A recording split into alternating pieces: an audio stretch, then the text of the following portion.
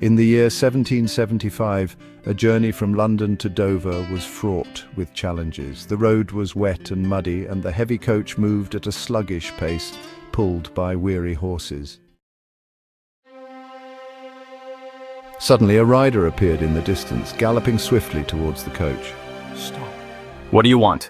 Inside, huddled beneath a thick wool blanket, sat Mr. Jarvis Lorry, his aged face creased with discomfort. The journey from London to Dover is proving to be a grueling one, each mile a testament to the deplorable state of the English roads. Mr. Lorry, a man of business and unwavering routine, found himself impatient with the journey's slow progress. He longed for the familiar comforts of his London office, away from the biting wind and the incessant drumming of rain. His thoughts drifted towards the task that awaited him in Dover, a task shrouded in mystery and tinged with a melancholic weight he couldn't quite place. Suddenly, a jarring cry pierced the silence, startling Mr. Lorry from his contemplation. "Hold, in the name of the king." The coachman, startled by the sudden command, wrestled the horses to a halt. Mud splattered as the carriage lurched, throwing Mr. Lorry forward in his seat. Through the rain-streaked window, a lone rider emerged from the gloom. He was drenched to the bone, his face obscured by a wide-brimmed hat. In his hand, he clutched a mud-splattered envelope, the royal seal clearly visible even in the fading light. A sense of unease washed over Mr. Lorry. It was not uncommon for messages to be delivered in such a dramatic fashion, but something about the rider's urgency set him on edge. The rider dismounted with a grunt, his boots sinking into the soft mud. He approached the carriage window, his face now illuminated by the flickering lantern that hung from the driver's seat.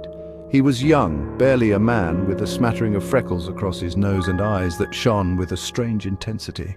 Mr. Jarvis Lorry? I am he. A message, sir, from Tellson's Bank in London. Most urgent, they said, to be delivered with haste.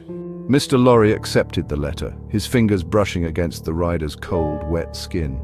He examined the seal, his brow furrowing as he recognized the urgency it conveyed. Thank you. Mr. Lorry said, his voice barely a whisper. Tell me, did they say what the message pertained to? The young rider, who introduced himself as Jerry, hesitated, glancing nervously around the desolate road. They did not, sir. Only that you were to meet a young lady at the Royal George Inn in Dover. Her name... He leaned closer, lowering his voice to a conspiratorial whisper. is Miss Lucy Manette. With a final nod, Jerry remounted his steed and disappeared back into the swirling mist as quickly as he had come. Mr. Lorry stared after him, his mind racing. The name Manette echoed in his ears, stirring up memories he had long tried to bury. He clutched the unopened letter in his hand, his knuckles turning white.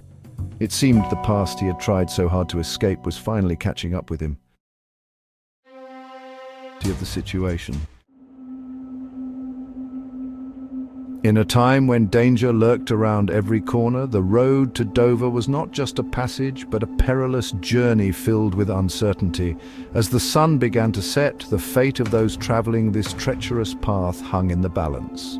Would they reach their destinations safely, or would the shadows of the road claim them?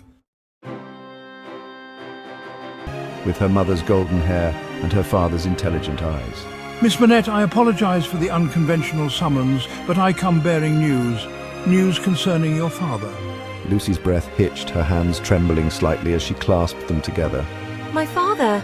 But I was told he was dead. Mr. Lorry took a deep breath, steeling himself for the difficult task ahead. Not dead, Miss Manette, imprisoned. These many years your father has been a prisoner in France.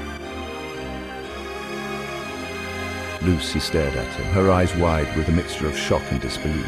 Imprisoned? But why? What had he done? Mr. Lorry hesitated, unsure how much to reveal.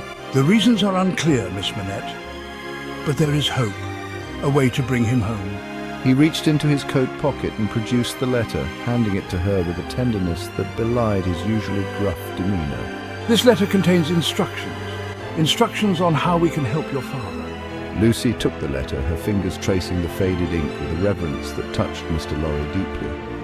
As she read, a slow smile spread across her face, transforming her features with a radiant joy.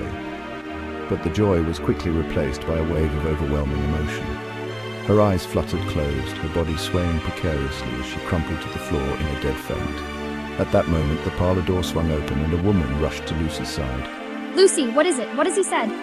She cried, her voice filled with concern. It's all right, Miss Pross. It seems Miss Manette has just received some rather unexpected news. His voice calm despite the turmoil in his own heart.